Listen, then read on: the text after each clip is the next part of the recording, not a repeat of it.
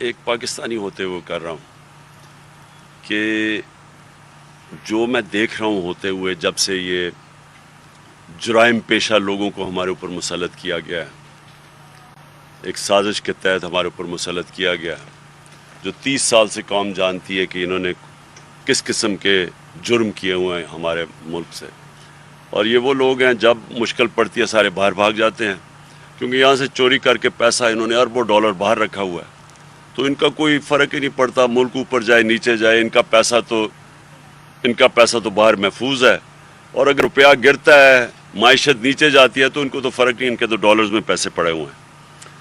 تو جب سے یہ آئے ہیں انہوں نے کرش کرنے کی کوشش کی میری پارٹی کو، انہوں نے سوچا کہ یہاں تو جب گورنمنٹ گرائی جاتی ہے تو لوگ مٹھائیاں بانٹتے ہیں، انہوں نے خود اتنی پروپیگنڈا کی اور اپنے اس میڈیا کے ساتھ، میڈیا ہاؤسز کے ساتھ مل کے اور ان صحافیوں کے ساتھ مل کے کہ اس سے بری، ہمارے سے بری گورنمنٹ تھی کوئی نہیں، اور ہم تو لوگ تو تنگ ہیں، اور جب جیسے ہمیں نکالیں گے تو لوگ مٹھائیاں بانٹیں گے۔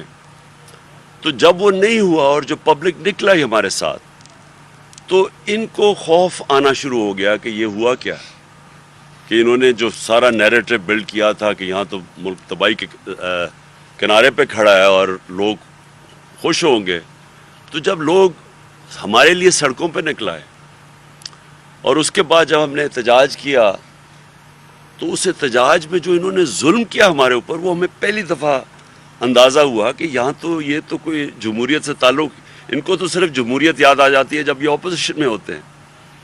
انہوں نے جس طرح کے حربے استعمال کیے، لوگوں کے گھروں میں گھس کے 2-2 ڈھائی بجے لوگوں کے رات کو گھروں میں گھس کے انہوں نے جو لوگوں کو مارا، اور بعد میں جب پولیس سے پوچھا تو انہوں نے کہا جی ہمیں پیچھے سے آرڈر آئے ہوئے تھے یہ کرنے، اور اس کے بعد انہوں نے جو اس دن یہاں ٹیئر گیسنگ، شیلنگ کی، لاہور میں شیلنگ کی، جبکہ وہ لبرٹی پہ فیملیز آئی ہوئی تھی پروٹیسٹ کرنے کے لیے، تو ہمیں تب اندازہ ہوا کہ یہ یہاں کوئی ہم جمہوریت کا کوئی تعلق نہیں ہے اس سے، یہ تو ایک مافیا اپنے آپ کو بچانے کے لیے اب ہر چیز کرے گا ہمیں کرش کرنے کے لیے۔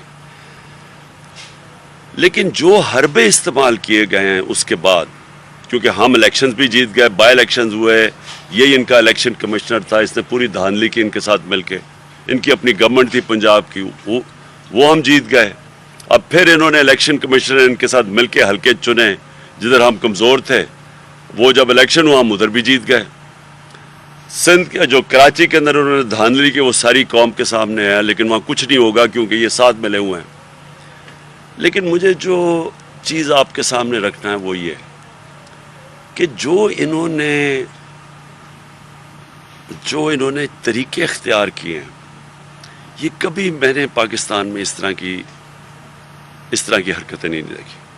سنا ہے دہشت گردوں سے ایسے کرتے تھے، سنا ہے کوئی بہت بڑے جو مجرم جو ہوں، جن کے جو بار بار جرم کریں، شاید ان سے کرتے ہوں ایسی چیزیں، ہمیں نہیں پتہ، شاید کوئی ہندوستان کا کوئی جاسوس ہو یا وہ اس سے کوئی کرتے ہوں، لیکن میں نے یہاں پولیٹیکل لوگوں سے اس طرح کا ظلم کبھی نہیں دیکھا، اور خاص طور پہ وہ جو ڈیموکریٹک دور ہے، میں نے کبھی ایسی چیزیں نہیں دیکھی۔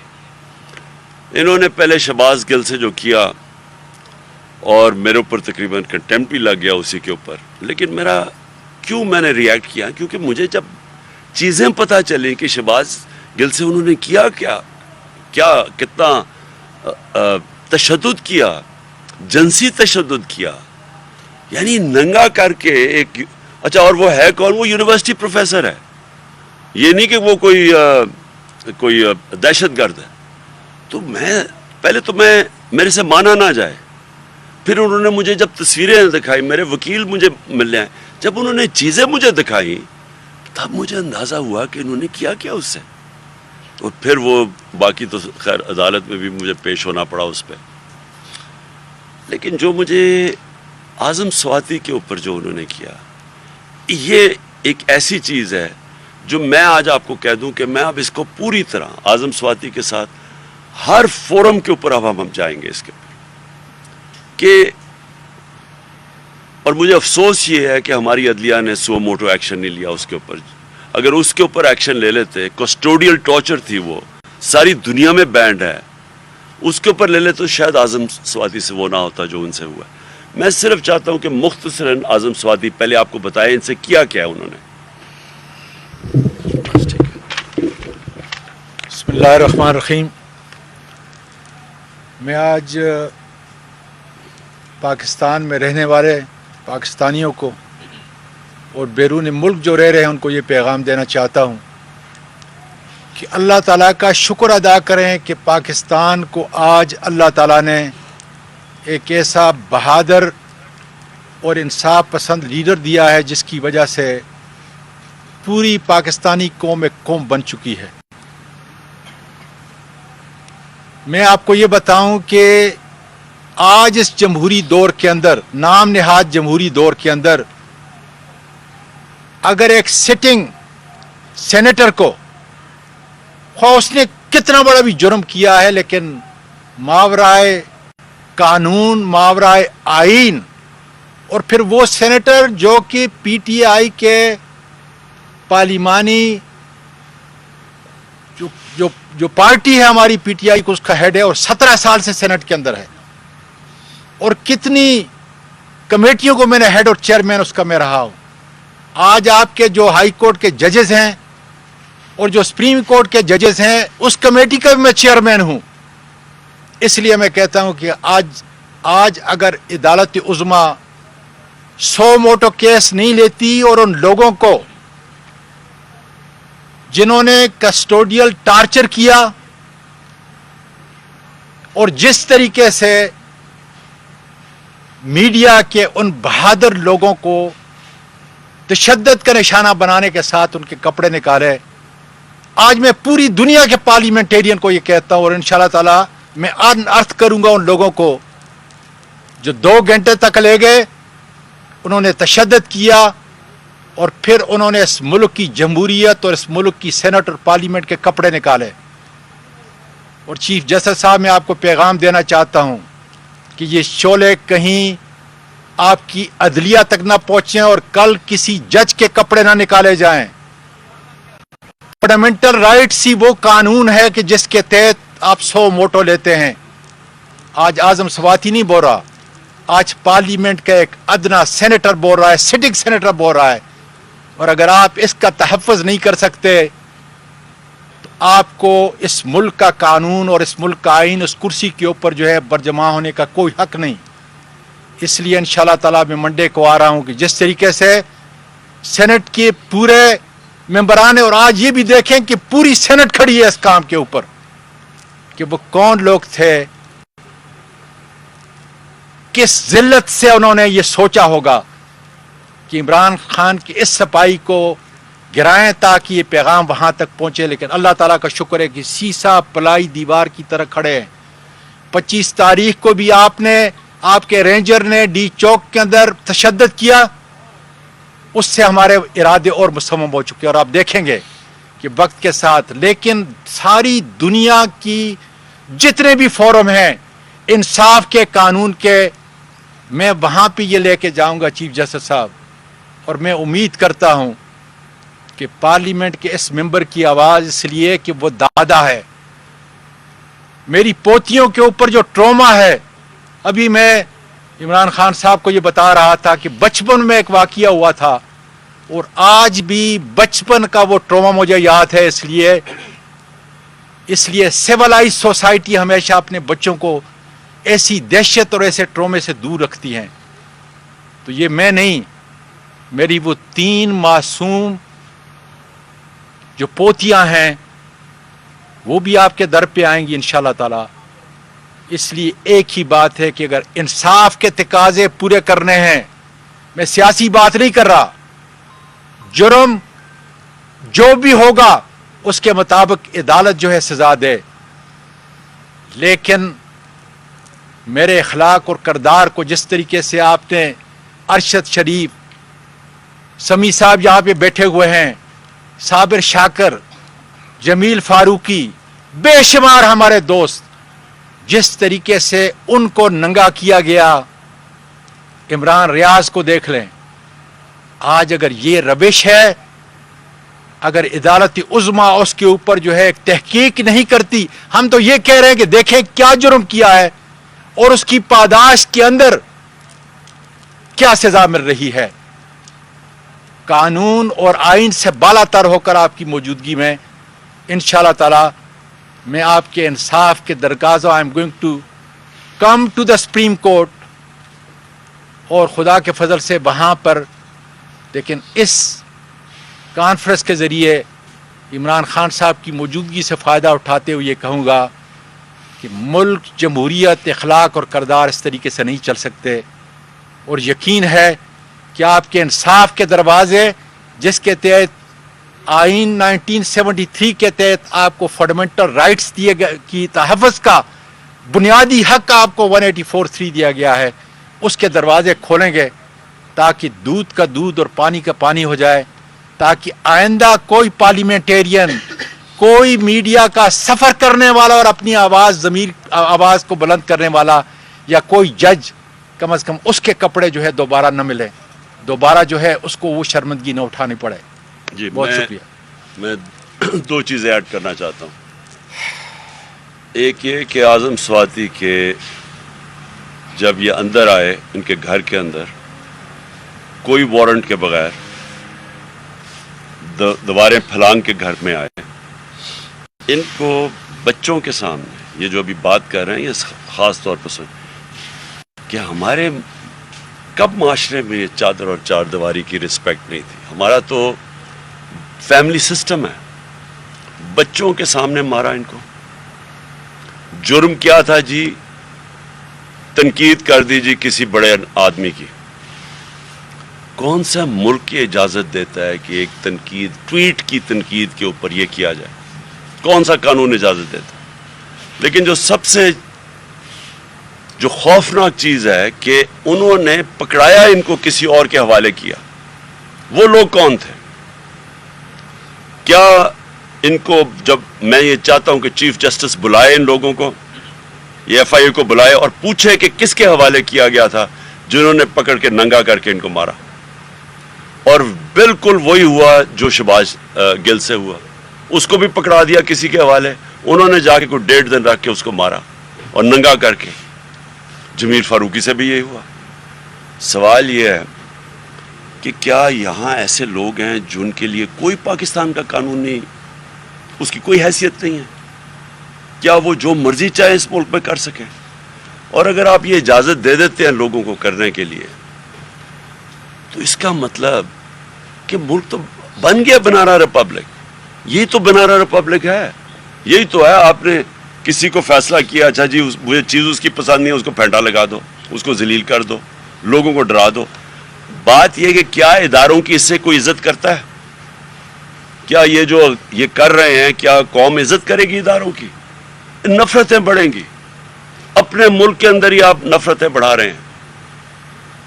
اور مجھے ابھی بھی حیرت ہے کہ یہاں ہماری کوئی سارا نظام، بس کوئی ایسے نامعلوم افراد ہیں، وہ جو مرضی کریں، سب ڈرتے ہیں ان کا نام لیتے ہوئے، پوچھتے ہوئے. سب کو ڈر لگا ہوا ہے. سوشل میڈیا کے لڑکوں نے مجھے بتایا پنجاب میں ہماری گورنمنٹ ہے، وہاں آتے جی جب کسی کو، اچھا جی اس نے سوشل میڈیا میں کوئی ٹویٹ کر دیا، اٹھا کے اس کو لے کے اس کو مار پینٹا لگا کے اس کو اگلے دن گھر پہ لے آتے ہیں. لوگوں کو اٹھاتے ہیں، انہیں کہتے ہیں جی عمران خان کے خلاف سٹیٹمنٹ دو. اعظم سواتی سے پوچھ رہے ہیں جی اچھا بتائیں عمران خان نے آپ کو یہ کیا کرنے کے لیے؟ اس کو گل کو بار بار کہتے رہے کہ جی کہو کہ یہ عمران خان نے تمہیں کیا کرنے کے لیے. یہ کون لوگ ہیں؟ یہ اس ملک کو فائدہ نہیں پہنچا رہا ہے. یہ ملک کے دشمن ہیں. یہ ہمارے ملک کو تباہ کر رہے ہیں. ان حرکتوں سے نہ کسی ادارے کی عزت بڑھتی ہے، نہ اس ملک کے اندر کسی قسم کی جمہوریت آگے بڑھتی ہے. لوگوں کی آزادی رائے کو اس طرح بند کر کے کبھی کسی کو عزت نہیں ملی. یہ معاشرے کی تباہی کی طرف ہم لے کے جا رہے ہیں. اور سارا کیا کس کے لیے جا رہا ہے؟ بڑے بڑے جو اس ملک کے جرائم پیشہ لوگ، وہ آ کے آج اوپر بیٹھ گئے ہیں. فائنانس منسٹر کون ہے؟ کنفیشنل سٹیٹمنٹ دی ہے اس نے کہ میں شریف خان کے لیے منی لانڈرنگ، شریف خاندان کے لیے منی لانڈرنگ کرتا تھا. ہدایبہ پیپر مل میں اس کی کنفیشنل سٹیٹمنٹ ہے. اس کے اوپر BBC فلم بنی ہوئی ہے، وہ قاضی فیملی جو لندن چوری کر کے پیسہ وہاں بھیجتا تھا. اور یہ جو ہے شہباز شریف اس کو اور اس کے بیٹے کو انڈر ٹرائل تھے, سزا ہونے والی تھی ان کو 16 ارب روپے کے کیس پہ, وہ جو ایف آئی اے کا کیس تھا. نواز شریف وہ بیٹھ کے فیصلے کر رہے ہیں, مفرور ملک کا مجرم ہے, وہ باہر جا کے ملک کے فیصلے کر رہے ہیں. جی آرمی چیف بھاگے جا رہے ہیں, اسے فیصلے لے رہے ہیں. زرداری اس کے کیسز معاف ہو رہے ہیں. یہی نون لیگ نے اسے 2 دفعہ جیل میں ڈالا تھا چوری پہ, آج اس کے ساتھ ملے ہوئے کیسز معاف ہو رہے ہیں. میں تمام سینیٹرز کو, تمام پارلیمنٹیرین کو اور تمام وکلاء, میں سینئر وکیل ہوں, رشید رضوی, فاروق نائک, یہ میرے کلاس فیلو تھے, گولڈ میڈل میں نے لیا. امریکہ کے اندر ٹیکساس سپریم کورٹ میں نے وکالت کی. میں تمام وکلاء کو اور تمام پارلیمنٹیرین کو یہ پیغام دیتا ہوں کہ اگر عدالت عظمیٰ سے, اس ملک کے انصاف کے اداروں سے مجھے انصاف نہیں مل سکتا تو پھر بند کر دیجئے یہ پارلیمنٹ اور بند کر دیجئے ہر عدلیہ. اس لیے کہ اگر ایک سینئر وکیل کو اور ایک سینئر پارلیمنٹیرین کو 17 سال میرے ہو چکے ہیں سینٹ کے اندر, اگر انصاف نہیں مل سکتا ان چند لوگوں کو جو مجھے لے کے گئے, ہم ارتھ نہیں کر سکتے جو کچھ انہوں نے کیا. تو میرا یہ خیال ہے کہ انصاف کا نظام, عدل کا نظام پاکستان کے اندر مکمل طور پر ختم ہو چکا ہے, اور ان دروازوں کو ہمیشہ کے لیے بند ہونا چاہیے. دو چیزیں اور میں ایڈ کر دوں. صالح محمد کو انہوں نے کل پکڑا پولیس نے, کس چیز کے لیے؟ جی پروٹیسٹ کر رہا تھا باہر. پروٹیسٹ کس کر رہا ہے کہ یہ ایک بددیانت دار الیکشن کمشنر نے جو فیصلہ دیا ہے, یہ کسی بھی قانون, کسی وکیل سے پوچھ لیں کہ کبھی اس طرح کا احمقانہ فیصلہ کوئی دے سکتا ہے, کسی سے پوچھ لیں. اور اس کے پروٹیسٹ کر رہا ہے, اور اس کے پر یہ صالح محمد کی تصویر ہے, اس کے گلے میں انہوں نے اسلام آباد پولیس نے وہ ڈالا ہوا ہے جس طرح کہ یہ کوئی ملک کا بڑا مجرم ہے. یہ ایم این اے ہے جس سے انہوں نے یہ بھی تصویر کھچائی ہے. اور میں دوسری چیز کہنا چاہتا ہوں کہ مجھے اپنی ٹیم کو خاص طور پہ آج مبارک دینا کہ فیٹف میں پاکستان کو جو گرے لسٹ میں ڈلوایا تھا انہوں نے نون لیگ نے, اس میں سے میری ٹیم جس میں حماد اس کے کیپٹن تھے, حماد اظہر, اور سارے اداروں نے مل کے ٹیم ورک کر کے بڑی محنت سے, اور یہ بڑی پاکستان کے لیے خوشائن چیز ہے کہ آج ہم فیٹف سے نکل گئے. سے ہوں, میرا 2 پارٹ کوشچن ہے آپ سے. ایک طرف ملک کا سیاسی ٹیمپریچر جو ہے بہت زیادہ ہے, دوسری طرف شہباز شریف تواتر کے ساتھ, تسلسل کے ساتھ یہ کہہ رہے ہیں کہ ہم مذاکرات کرنا چاہتے ہیں. آج پاکستان پیپلز پارٹی کے ایک رکن نے, ایک عہدیدار نے یہ کہہ بھی دیا کہ مذاکرات ہو بھی رہے ہیں. آپ سے ایک تو تصدیق کرنا چاہوں گا. دوسرا سر, جو آپ خود یہاں پہ اسی نشست میں فرما چکے ہیں کہ مذاکرات ہو رہے ہیں لیکن ہو بھی نہیں رہے, تو سر قوم یہ جاننا چاہتی ہے, جن حلقوں میں ہم گھومتے ہیں, کہ کتنے % آپ پر امید ہیں کہ جو بیک ڈور پہ مذاکرات ہو رہے ہیں اس سے بغیر لانگ مارچ کے نتیجہ نکل سکتا ہے؟ Thank you. دیکھیں, مذاکرات خیر بیک ڈور چینل سے تو بات چیت ہمیشہ ہوتی رہتی ہے, پولیٹیکل پارٹیز ہمیشہ بات چیت کرتی ہیں, لیکن مجھے کوئی نہیں نظر آ رہا کہ اس کا کوئی نتیجہ نکلے گا. کیونکہ مذاکرات کس چیز کے لیے, ہم نے کس چیز کے لیے کرنے ہیں؟ ہم الیکشن چاہتے ہیں, الیکشن چاہتے ہیں ملک کے لیے. الیکشن چاہتے ہیں کہ یہ چور جو اپنے سارے بار کیسز ختم کرتے جا رہے ہیں, 1100 ارب روپے کے ملک میں ڈاکہ جو مارا وہ کیسز سارے نکال رہے ہیں, ملک نیچے جا رہا ہے. تو ہم الیکشن چاہتے ہیں. آج آپ دیکھ لیں برطانیہ میں, میں صرف آپ کو مثال دے رہا ہوں, برطانیہ کے اندر وہ ان کی پرائم منسٹر نے ریزائن کر دیا. کنزرویٹو پارٹی کی میجورٹی ہے, وہ کوئی سازش کے تحت نہیں آئے, وہ ایک پورے الیکشن پروسیس سے آئے ہوئے, بھاری اکثریت ہے ان کی. اپوزیشن کہہ رہی ہے الیکشن کرواؤ, حالانکہ صرف ان کی اندر پارٹی کی ایک پرائم منسٹر نے ریزائن کیا تو دوسری الیکٹ ہو سکتا ہے. یہاں سازش کے تحت آئے, 25 کروڑ روپیہ وہاں سندھ ہاؤس کے اندر پیسہ چلا, جنہوں نے لوٹے بنائے. الیکشن کمیشن کو کوئی فکر نہیں تھی تب کہ اتنا بڑی کرپشن چل رہی ہے, آپ لوگوں کے ضمیر خرید رہے ہیں. اور پھر آگے اکانومی انہوں نے تباہ کر دی, اور پھر اب اپنے کرپشن کیسز بچا رہے ہیں جو کبھی ہوا ہی نہیں ہے. کہ یہ ہوتا ہی نہیں ہے جمہوریت میں کہ آپ قانون بنائیں اور اس سے خود ہی فائدہ اٹھا لیں. یہ ہوتا ہی نہیں ہے کہیں. وہ مذاق ہو رہا ہے. ہم اس لیے کہہ رہے ہیں الیکشن کرواؤ کیونکہ ایک ہی راستہ ہے اس وقت جب پاکستان تیزی سے دلدل میں نیچے جا رہا ہے, ایک ہی طریقہ ہے اس میں سے نکالنے کا. تو ہمارے لیے کوئی مذاکرات صرف ادھر تک اہمیت ہے کہ الیکشن ہو, لیکن مجھے پورا یقین ہے کہ انہوں نے الیکشن نہیں کروانے. خاص طور پہ اتنی کوشش کر کے انہوں نے تیار ہمارے کمزور سے کمزور حلقوں پہ الیکشن, جب وہ بھی ہار گئے ہیں تو مجھے اب کوئی امید نہیں ہے الیکشن کی. اور انشاءاللہ میں میرے خیال میں جمعے کو میں اناؤنس کر دوں گا اپنی ڈیٹ لانگ مارچ کی. جمعے کو اناؤنس کر دوں گا کس دن نکل رہے ہیں ہم. شہباز شریف نے سر جو کہا کہ ہم عمران خان صاحب کے ساتھ مذاکرات کرنا چاہتے ہیں. شہباز شریف کی اس کا وہ تو کہتے ہیں ڈکی میں بند کر کے وہ جا کے اس کو آرمی ہاؤس لے کے جایا کرتے تھے. اعجاز الحق کا اپنی سٹیٹمنٹ آئی ہے کہ ڈکی میں چھپ کے یہ اس کو لے کے جاتے تھے. اس سے میں کیا بات کروں گا. جی اسی پریس کانفرنس کے دوران ہی کہ ایک اور مقدمہ آپ کے اوپر ہو گیا. آپ کہتے ہیں کہ کوئی رہ تو نہیں گیا, ابھی ایک دام قتل والا رہ گیا تھا تھانہ سیکریٹریٹ میں, وہ بھی ہو گیا. تو 24 کے قریب مقدمات میں ضمانتیں آپ لے چکے ہیں. اب یہ کب تک سلسلہ جاری رہے گا آپ کی؟ جب تک لانگ مارچ کی کال نہیں آئے گی تو آپ کو تو یہ پکڑنے کی پوری کوشش کرتے رہیں گے, نیا نیا مقدمہ درج ہوتا رہے گا. ابھی الیکشن کمیشن والا بھی باقی ہے.